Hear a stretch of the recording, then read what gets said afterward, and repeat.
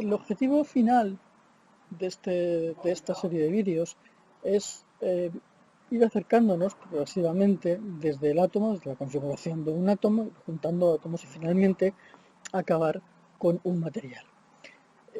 ¿Por qué quiero destacar aquí esta tabla periódica? Bueno, pues porque la tabla periódica tiene una gran importancia a la hora de poder predecir al menos algunas tendencias en las propiedades de los materiales en función de la posición del elemento constituyente en la tabla periódica. Los materiales están constituidos por átomos, eso ya lo sabemos, así que vamos a empezar por resolver dos ejercicios muy simples que nos permiten repasar dos conceptos básicos que son muy conocidos y que son muy básicos. Simplemente vamos a repasar. Primer caso, lo que vamos a hacer es calcular cuántos átomos hay en 100 gramos de plata, ¿vale? Bueno, pues sabemos que un mol de cualquier sustancia contiene un número de átomos igual al número de Avogadro. Así que lo que necesito es conocer la masa de un mol de plata. Nos vamos a la tabla periódica, vemos que la masa atómica de la plata es 107,868 gramos partido por mol. Es decir, que un mol de plata pesa 107,868 gramos. Pero acabamos de decir que un mol de plata tiene el número de Avogadro de átomos. Por lo tanto, tenemos que 6,023 por 10 elevado a 23 átomos de plata pesarán estos casi 8 gramos que estamos diciendo aquí. Es decir, que un átomo de plata va a pesar el peso molecular dividido por el número de Avogadro. Bueno, pues lo tenemos aquí. N es el número de átomos, la masa que tenemos, 100 gramos, el número de Avogadro, el peso molecular, y finalmente obtenemos que en nuestros 100 gramos tenemos 5,58 por 10 a la 23 átomos en 100 gramos de plata. Vamos a ver otro ejercicio también muy facilito. Vamos a darle un enunciado un poquito más elaborado. Los científicos están considerando la posibilidad de utilizar nanopartículas de lecciones magnéticas como medio de almacenamiento de datos de muy alta densidad. Una de las selecciones que se podría utilizar es la hierro-platino, la lección de hierro-platino, con ordenamientos de nanopartículas de tal forma empaquetadas que se podrían conseguir hasta trillones de bits de datos por centímetro cuadrado. Esta cifra supone entre 10 y 10 veces la capacidad de almacenamiento de un disco duro actual. Si utilizaran partículas de hierro de 3 nanómetros de diámetro, vamos a calcular cuántos átomos de hierro habría en cada una de estas nanopartículas. El ejercicio es muy parecido al que hemos resuelto antes. Vamos a suponer, en principio, nanopartículas esféricas con un radio de 1,5 nanómetros, nos dicen 3 nanómetros de diámetro, y dependiendo de los datos que nos vaya a suministrar el enunciado, vamos a poder seguir diferentes rutas de solución. En nuestro caso, vamos a suponer que solo disponemos de la tabla periódica, y en la tabla periódica vamos a poder consultar la densidad y el peso atómico del hierro. El volumen lo vamos a calcular a partir del radio que nos da el enunciado, y es todo lo que necesitamos.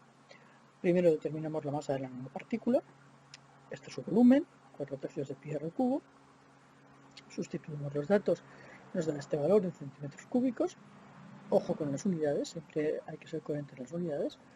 Esta es la masa, densidad por ese volumen, es decir, esta sería la masa de esa nanopartícula, y necesitamos calcular el número de átomos. Pues procedemos igual que hemos hecho en el caso de la plata para los 100 gramos de plata. Bueno, como tenemos la tabla periódica, miramos el peso molecular, 55,847, y hacemos otra vez el mismo razonamiento que hacíamos antes para llegar a esta expresión.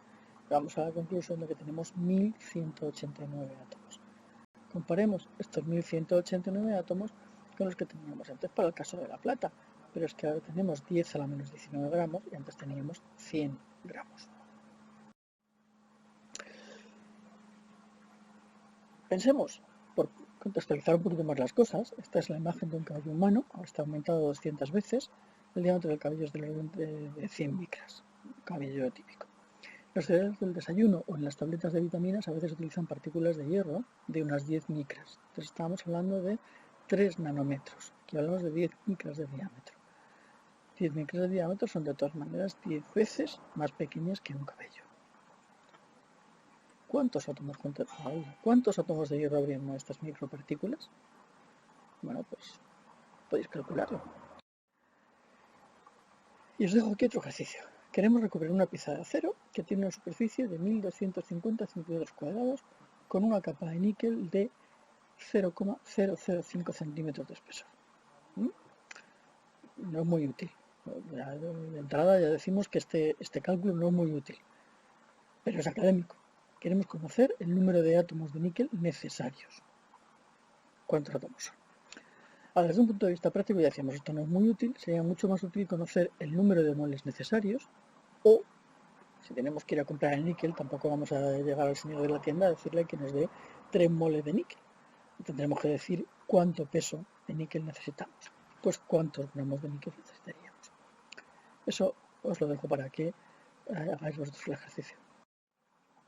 Vamos a ir avanzando un poquito más. ¿Cómo se colocan los electrones en el átomo? Bueno, sabemos que los electrones ocupan niveles discretos, que las posiciones de los niveles energéticos son característicos de cada átomo, y sabemos también que cada nivel energético se identifica por 4 números, que son el número cuántico principal, que identifica el nivel principal de agrupamiento en cortezas, y números cuánticos que llamamos azimutales o orbitales, que se refieren a los momentos angulares: momento angular orbital, momento magnético y momento de spin. En el nivel S tenemos 2 electrones, en el nivel P tenemos 6 electrones, con un máximo de 2 en cada subnivel, de acuerdo con el principio de exclusión de Pauli, que pueden tener un spin para arriba y un spin para abajo. No podemos tener más. Vamos a recordar qué son estos números cuánticos. Los números cuánticos principales son n, l, m sub l y m sub s. Es decir, n es el número cuántico principal, identifica la corteza en la que se colocan los electrones, la unidad básica de agrupamiento. Son siempre números enteros que van de 1 en principio al infinito cuando hayamos conseguido ionizar extraer el electrón de ese átomo. Cada corteza se identifica además con una letra. Esto sobre todo es muy útil cuando se trabaja en espectroscopía. N1K, L, M, N, lo que sea. Y las letras se utilizan para identificar eso, como decía, en las técnicas, sobre todo en las técnicas espectroscópicas, porque las distancias, la posición en energías de cada una de estas capas es exclusiva de cada átomo, es una huella dactilar. Los siguientes números cuánticos que tenemos son L y M sub L. L y M sub L son el número de subniveles energéticos que nos vamos a encontrar en cada una de esas cortezas determinadas por N. El número cuántico orbital, momento angular, determina el número de orbitales por cada corteza y tiene valores que van desde 0 hasta n-1. Va a determinar la forma del orbital. 0 es esférico, L1 es elíptico, 2 va a ser una combinación de elipses, luego veremos alguna imagen mucho más complicadas. Dentro de cada uno de estos orbitales, el valor del número cuántico magnético me va a indicar cuántos suborbitales puedo tener. Su rango va a ir siempre de menos L a más L, de tal manera que en cada orbital L podremos tener hasta 2 L más 1 suborbitales. Es decir, ya tenemos las capas principales, tenemos los orbitales y tenemos los suborbitales. ¿Qué nos queda? Nos queda saber cómo está girando el electrón respecto a su propio eje, es decir, el spin. Nos queda conocer el momento cuántico de spin. El momento angular de spin nos indica el sentido del spin de cada uno de los otros electrones, y como recordamos, por el principio de exclusión de Pauli, solamente podemos tener 2 electrones en un mismo suborbital, uno con spin hacia arriba y otro con spin hacia abajo, es decir, más un medio menos un medio. Vamos a volver un poquito a la tabla periódica. Ya tenemos todos los números cuánticos, ya sabemos cómo podemos colocar los electrones. ¿Cómo podemos relacionar esto con la tabla periódica? Bueno, vamos a fijarnos un elemento como el calcio. Esta es la estructura electrónica del calcio. El calcio tiene 4 cortezas con N1, 2, 3 y 4. N1 solo tiene un orbital con el igual a 0, un orbital S. N2 y 3 tienen 4 orbitales cada uno, S con el igual a 0 y el P con L igual a 1, y en cada uno de ellos puede haber 2 electrones. Pues vamos a tener 2 en S, 6 en P, que se van a corresponder con los números orbitales menos 1, 0, 1. Y en cada uno de estos podremos tener 2 espines antiparalelos. Bien. Hasta aquí perfecto, porque hasta aquí tenemos 1s2, 2s2, p6, 3s2, p6. Ahora me sobran 2 electrones. Esos 2 electrones que me sobran van a ir al orbital cuarto, al que igual a 4, pero solo me quedan 2, así que solo voy a llenar el orbital S, fijándome siempre por el principio de mínima energía. Vamos a otro elemento, el paladio. El paladio es de estos que están aquí, los que conocemos como elementos de transición. Su estructura electrónica, 1s2, 2s2, p6, 3s2, p6, T10, nos aparece un nuevo orbital. 4s2p6 d8, 5s2. Es decir, tenemos 5 cortezas, n1, 2, 3, 4, 5. n1 solo tiene un orbital con L igual a 0, n2 tiene 4 orbitales, y cada uno va a haber 2 electrones, 2 en S, 6 en P, corresponden a los correspondientes números M sub L, menos 1, 0, 1, y en cada orbital dos electrones con espines antiparalelo, más un medio, menos un medio. Para N3 y 4 volvemos a llenar los orbitales, ya hemos llenado los orbitales con L igual a 1, por lo tanto tenemos que empezar a llenar los orbitales con L igual a 2, es decir, los orbitales T. En la capa 3 conseguimos llenar el orbital de entero, en la capa 4 solo conseguimos llenar el orbital parcialmente. En realidad, aquí tenemos una irregularidad. Luego vamos a hablar de ella. Bueno, al final nos quedan 2 electrones que van a ocupar un orbital 5s. ¿Vale? Bueno, nos hemos detenido en el repaso de los números cuánticos porque va a tener mucha importancia en lo siguiente que vamos a ver, que es el enlace, cómo se enlazan los átomos para formar los materiales. Eso va a tener una gran importancia, por lo tanto nos hemos detenido. ¿Cómo se rellenan? Bueno, pues hay un esquemita, un esquema gráfico que se conoce como principio de Aufbau, viene en alemán, Aufbauer, de construir, que determina en qué orden se vayan dando los niveles electrónicos. 1s, 2s, 2p, 3s, 3p, 4s, ojo que aquí saltamos al 3d, 4p, 5s, ojo que aquí saltamos al 4d, 5p, 6s, y aquí nos aparece un nuevo orbital que son los 4 veces. Este orden de llenado se cumple la mayor parte de las veces, pero hay veces que cuando llegamos a esta zona de aquí, los orbitales D y F están muy próximos, entonces a veces se intercambian, porque los orbitales D y F con el siguiente S, o sea, por ejemplo, el 4D, 4F y el 5S están muy próximos, y a veces da lugar a configuraciones que aparentemente están desordenadas. Por ejemplo, la que decíamos antes del paladio, 1S2, 2S2, esta sería la normal, P6, D8, 5S2, y sin embargo es bastante frecuente encontrarnos con una estructura que es 1S2, 2S2, P6, 3S2, P6, D10, 4S2, P6, D10. Tenemos el mismo número de electrones, pero lo que ocurre es que estos 2 electrones de aquí han ido a parar a este D10. Otra cosa parecida nos ocurre en el cobre. En el cobre tendríamos que tener una estructura de este estilo, 1s2, 2s2, P6. Sin embargo, pues con frecuencia nos encontramos con una estructura que es esta. Vemos que uno de los electrones S que teníamos aquí, pues ha pasado a formar parte de la capa D. Y nos ha dejado una estructura que en principio está desordenada porque no podríamos rellenar. Aquí estamos en la capa S y no podríamos haber empezado a rellenar la capa 3D hasta que no tuviéramos la capa 4S. Como aquí no tendríamos por qué tendríamos que haber rellenado esta capa 5S2, pero no tendríamos que haber seguido rellenando esta capa D antes de pasarnos a la siguiente. Bueno, eso es lo que decíamos aquí. Bueno, estos electrones, aquí están muy separados los niveles, no hay ningún problema, pero a medida que subimos el número n, por tanto vamos a orbitales de número cuántico angular mayor, los 4p, los d, los f, empezamos a ver que tenemos estos orbitales que están muchísimo más juntos. De hecho, aquí, por ejemplo, tenemos el 4s, pero enseguida tenemos el 4s y el 4f prácticamente están juntos. Entonces hay veces que se intercambian y de lugar a configuraciones que son un poco. Bueno, a medida que vamos pasando de los átomos al material, empiezan a aparecer además conceptos nuevos que van a tener una gran importancia. El primero de ellos es la valencia. La valencia es el número de electrones que participan en el enlace.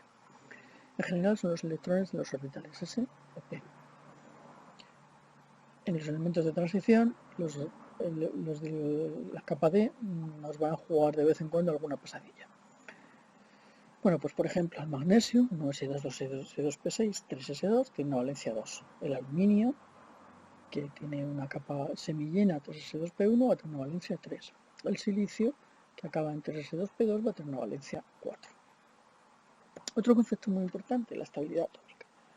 Los átomos van a tender siempre a tener una estructura de capa llena, es decir, siempre vamos a intentar acabar en P6, un D10, lo que sea, pero algo que esté completo.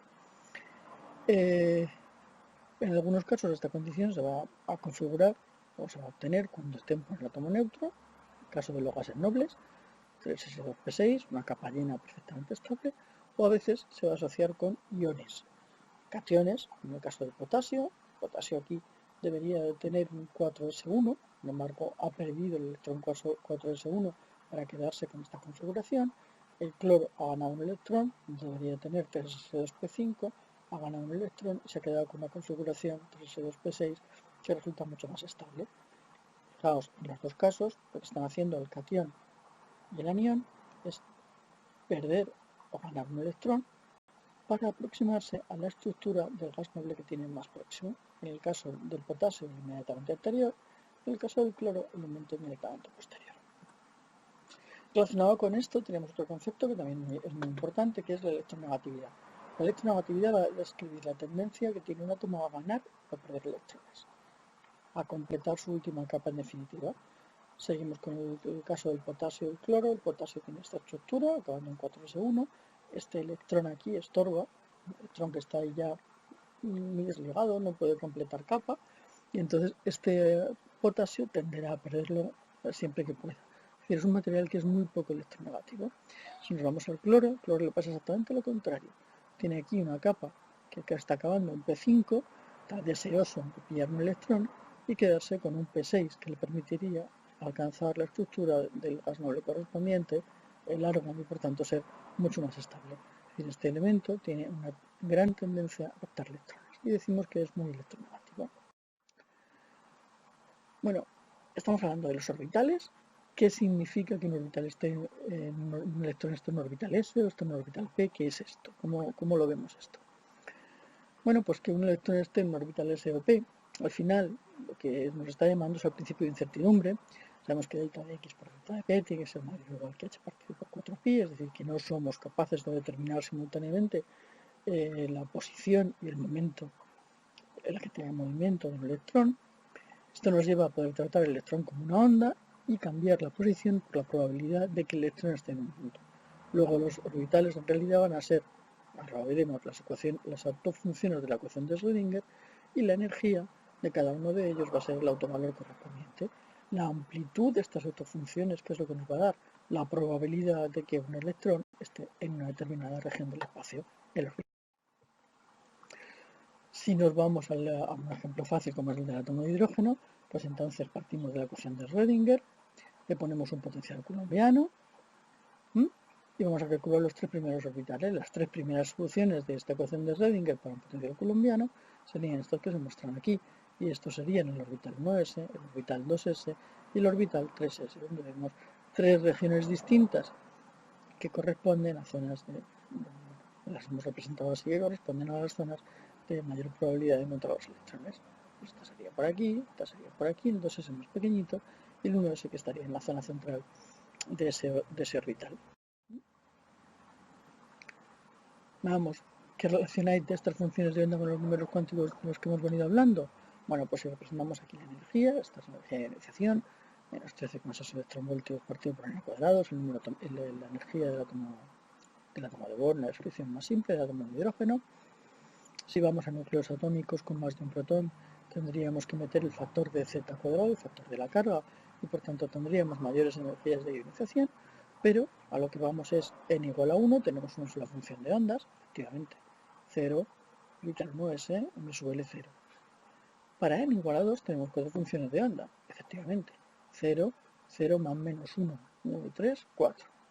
Para n igual a 3 tendríamos 9, 1, 3 por aquí, 5 y 5 por aquí, 3, 5, 8 y 1, 9. La función 9, y así sucesivamente.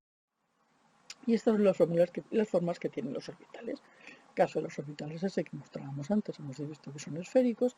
En el caso de números cuánticos, momentos orbitales angulares mayores, se van separando de esa forma esférica y entonces vamos a formas elípticas, como es el caso de los orbitales P, que pueden estar orientados en el eje X, en el eje Y o en el eje Z, o formas más complicadas todavía, como son las de los orbitales D. Aquí tenemos los 5 orbitales. Fijaos que en cada uno de estos orbitales podríamos tener 2 electrones. En un orbital como este, lo que quiere decir es que la probabilidad de encontrar el electrón va a ser máxima en alguna de estas regiones, y en este orbital podremos tener 2 electrones, uno con spin up y otro con spin down. Lo mismo en todos estos. Volvemos otra vez a la tabla periódica. La tabla periódica, decíamos antes, es interesante porque contiene mucha información, al menos cualitativa, que nos va a permitir predecir comportamientos, predecir algunas tendencias. Tendencias, no son reglas, son simplemente tendencias, pero en algunos casos pueden ser muy útiles. Entonces, por ejemplo, he cogido este grupo, el grupo del carbono, silicio, germanio, estaño y plomo. Si yo considero la temperatura de fusión, resulta que el carbono es un caso peculiar, porque en su forma de diamante tiene una temperatura superior a los 3000 grados. De hecho, no se suele dar como una temperatura de fusión real a presiones atmosféricas, y a medida que bajamos en el grupo, la temperatura de fusión va descendiendo, bajando hasta los 232 del estaño y sube un poquito en el plomo. Son tendencias, no son cosas generales. Vamos a ver qué es lo que pasa con la anchura de zanja prohibida. Yo tengo una temperatura de fusión muy alta, espero tener una anchura de zanja prohibida muy grande. Pues efectivamente, en el diamante es muy grande, es un aislante muy aislante y es muy transparente. El silicio tiene una zanja prohibida de solo 1,1 electronvoltio, el germanio de 0,67 y el estaño y el plomo son metales. Hay que decir aquí que además el grafito también se considera con zanja prohibida 0 porque el grafito puede ser conductor. Comparamos aquí, por ejemplo, los coeficientes de expansión térmica, que están bastante relacionados con la fortaleza de los enlaces una vez que se forma el material. Y vemos como de nuevo 4,8 para el grafito, 1,1 para el diamante, 4,8, perdón, 4 entre 4 y 8, entre 3 y 5, 6, 20, 23, 29, a medida que bajamos. Aquí tenemos las temperaturas de fusión con este ligero repunte aquí, las zanjas prohibidas, y aquí tenemos el número atómico y vemos claramente cómo crece. Vamos a analizar un poquito más esta temperatura de fusión. Si yo represento aquí las temperaturas de fusión en función del número atómico, pues esto es un batiburrillo. He puesto unos colorines, pero parece que he puesto los colorines al azar. Sin embargo, vamos a ir viendo que no están tan al azar.